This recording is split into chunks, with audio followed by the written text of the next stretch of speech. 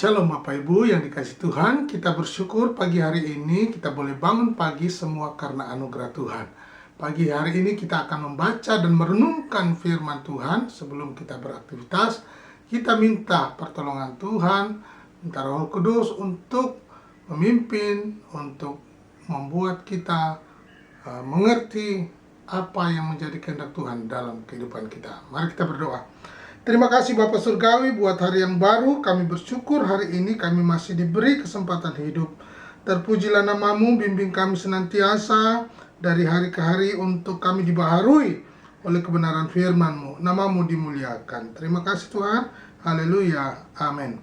Bapak Ibu, kita akan membaca di dalam 2 Tesalonika pasalnya yang kedua ayat 1 mulai. Kedurhakaan sebelum kedatangan Tuhan. Tentang kedatangan Tuhan kita, Yesus Kristus, dan terhempunya kita dengan Dia, kami minta kepadamu saudara-saudara, supaya kamu jangan lekas bingung dan gelisah, baik oleh ilham roh, maupun oleh pemberitaan atau surat yang dikatakan dari kami, seolah-olah hari Tuhan telah tiba. Janganlah kamu memberi dirimu disesatkan orang dengan cara yang bagaimanapun juga, sebab sebelum hari itu haruslah datang dahulu murtad dan haruslah dinyatakan dahulu manusia durhaka yang harus binasa, yaitu lawan yang meninggikan diri di atas segala yang disebut atau yang disembah sebagai Allah. Bahkan ia duduk di bait Allah dan mau menyatakan diri sebagai Allah. Tidakkah kamu ingat bahwa hal itu telah kerap kali kukatakan kepadamu ketika aku masih bersama-sama dengan kamu? Dan sekarang kamu tahu apa yang menahan dia, sehingga ia baru akan menyatakan diri pada waktu ia telah ditentukan, karena secara rahasia kedurhakaan telah mulai bekerja. Tetapi sekarang masih ada yang menahan. Kalau yang menahannya itu telah disingkirkan, pada waktu itulah si pendurhaka baru akan menyatakan dirinya. Tetapi Tuhan Yesus akan membunuhnya dengan nafas mulutnya dan akan memusnahkannya kalau ia datang kembali. Kedatangan si pendurhaka itu adalah pekerjaan iblis dan akan disertai rupa-rupa perbuatan ajaib, tanda-tanda dan mujizat-mujizat palsu, dan dengan rupa-rupa tipu daya jahat terhadap orang-orang yang harus binasa karena mereka tidak menerima dan mengasihi kebenaran yang dapat menyelamatkan mereka. Dan itulah sebabnya Allah mendatangkan kesesatan atas mereka yang menyebabkan mereka percaya akan dusta, supaya dihukum semua orang yang tidak percaya akan kebenaran dan yang suka kejahatan. Bapak Ibu yang dikasihi Tuhan, kita perhatikan dalam perikop yang sudah kita baca, ada sebuah pertanyaan. Pertanyaannya adalah, siapakah lawan Allah? Nah, mari kita membaca di dalam 1 Korintus pasal yang ke-8 ayat 5 dan 6 berkata, sebab sungguh pun ada apa yang disebut Allah, baik di sorga maupun di bumi, dan memang benar ada banyak ilah dan banyak Tuhan yang demikian. Namun bagi kita hanya ada satu Allah saja, yaitu Bapa yang daripadanya berasal segala sesuatu, dan yang untuk Dia kita hidup, dan satu Tuhan saja, yaitu Yesus Kristus, yang olehnya segala sesuatu telah dijadikan, dan yang karena Dia kita hidup. Yesaya pasal 14 ayat 12 sampai 15 berkata, wah, engkau sudah jatuh dari langit, hai bintang timur, putra fajar, engkau sudah dipecahkan dan jatuh ke bumi. Hai yang mengalahkan bangsa-bangsa, engkau yang tadinya berkata dalam hatimu, aku hendak naik ke langit, aku hendak mendirikan tahtaku mengatasi bintang-bintang Allah, dan aku hendak duduk di atas bukit pertemuan, jauh di sebelah utara. Aku hendak naik mengatasi ketinggian awan-awan, hendak menyamai yang maha tinggi. Sebaliknya ke dalam dunia orang mati engkau diturunkan ke tempat yang paling dalam di liang kubur. Bapak Ibu yang dikasihi Tuhan, kita sudah membaca ayat ini, bagaimana iblis yang ingin berusaha menjadi Allah. Siapakah? Dia itu malaikat. Malaikat yang berusaha untuk menjadi Allah. Dan akhirnya Bapak Ibu tahu sendiri malaikat itu siapa? Dan akhirnya dibuang, disingkirkan dari tempat yang maha tinggi. Nah, Yesaya 28 ayat 2 berkata, "Hai anak manusia, katakanlah kepada Raja Tirus, beginilah firman Tuhan Allah. Karena engkau menjadi tinggi hati dan berkata, Aku adalah Allah.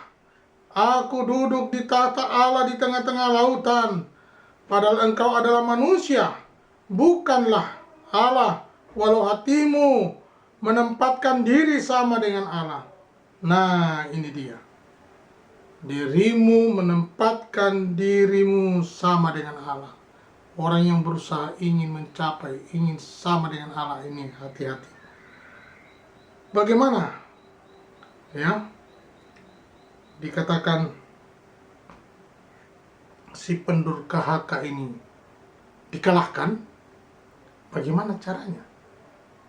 Kita sebagai orang percaya, Alkitab berkata, satu, jangan mau disesatkan. Dalam 2 Tesalonika 2 ayat 3-4 berkata, "Janganlah kamu memberi dirimu disesatkan orang dengan cara yang bagaimanapun juga. Sebab sebelum hari itu, haruslah datang dahulu murtad dan harus dinyatakan dahulu manusia durhaka yang harus binasa, yaitu lawan yang meninggikan diri di atas segala yang disebut atau yang disembah sebagai Allah. Bahkan ia duduk di bait Allah dan mau menyatakan diri sebagai Allah." Yang kedua, dikatakan memperkatakan dengan firman Tuhan. Dalam Yesaya 11 ayat 4 berkata, "Tetapi ia akan menghakimi orang-orang lemah dengan keadilan dan akan menjatuhkan keputusan terhadap orang-orang tertindas di negeri dengan kejujuran. Ia akan menghajar bumi dengan perkataannya seperti dengan tongkat, dan dengan nafas mulutnya ia akan membunuh orang fasik." Siapa di balik si pendurhaka ini? Ya, Alkitab berkata, itu adalah pekerjaan iblis. Di dalam Matius pasal 4 ayat 10 berkata, "Maka berkatalah Yesus kepadanya, Enyahlah, iblis, sebab ada tertulis, engkau harus menyembah Tuhan, Allahmu, dan hanya kepada Dia sajalah engkau berbakti." Ini dia. Jadi, ketika manusia itu disesatkan dan lemah imannya, maka iblis mudah masuk. Dan ketika orang itu, iblis masuk dalam seseorang, dia akan terperdaya, terperangkap, terjebak di dalam kuasa roh jahat. Sehingga Yesus Kristus menghardik orang-orang yang kerasukan setan. Ya. Bagaimana juga ketika iblis berusaha memperdaya ketika Yesus sedang berpuasa. Dia berkata untuk menghardik iblis itu, "Enyahlah iblis, sebab ada tertulis, engkau harus menyembah Tuhan, Allahmu, dan hanya kepada Dia sajalah engkau berbakti." Iblis disuruh berbakti. Pertanyaannya, dia mau apa tidak si iblis itu? Bagaimana dengan kita, Bapak Ibu Saudara, kalau disuruh berbakti, apakah mau?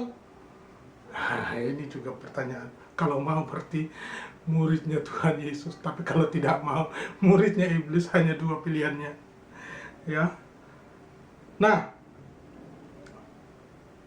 mari kita membaca di dalam Matius 24 ayatnya yang ke-23 sampai 26. "Pada waktu itu jika orang berkata kepada kamu, lihat, Mesias ada di sini, atau Mesias ada di sana, jangan kamu percaya. Sebab Mesias-Mesias palsu dan nabi-nabi palsu akan muncul dan mereka akan mengadakan tanda-tanda yang dahsyat dan mujizat-mujizat, sehingga sekiranya mungkin mereka menyesatkan orang-orang pilihan juga. Dan ternyata Bapak Ibu, penyesat itu sedang ada, ya, sekarang ini.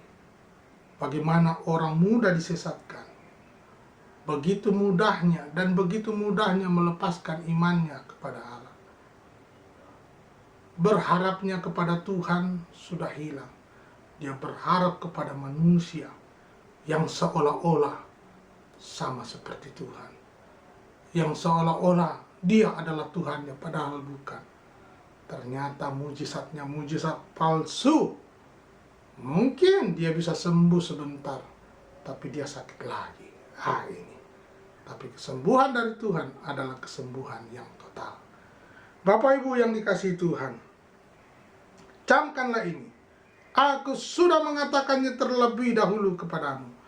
Jadi apabila orang berkata kepadamu, lihat, ia ada di padang gurun, janganlah kamu pergi ke situ. Atau lihat, ia ada di dalam bilik, janganlah kamu percaya. Nah, coba kita perhatikan bagaimana cara kerja si pendurhaka. Wahyu 13 ayat 13 sampai 14 berkata, dan ia mengadakan tanda-tanda yang dahsyat, bahkan ia menurunkan api dari langit ke bumi di depan mata semua orang. Ia menyesatkan mereka yang diam di bumi dengan tanda-tanda yang telah diberikan kepadanya untuk dilakukannya di depan mata binatang itu. Dan ia menyuruh mereka yang diam di bumi supaya mereka mendirikan patung untuk menghormati binatang yang luka oleh pedang, namun yang tetap hidup itu. Ini dia Bapak Ibu. Kita yang masih hidup ini diberi kesempatan oleh Tuhan. Mari kita bertumbuh dalam iman dan percaya kita kepada Tuhan, menuju kebenaran itu, karena Yesus Kristus adalah kebenaran. Ya, pesan buat kita hari ini adalah seperti dikatakan dalam Ibrani pasal 10 ayat 26-27. Sebab jika kita sengaja berbuat dosa sesudah memperoleh pengetahuan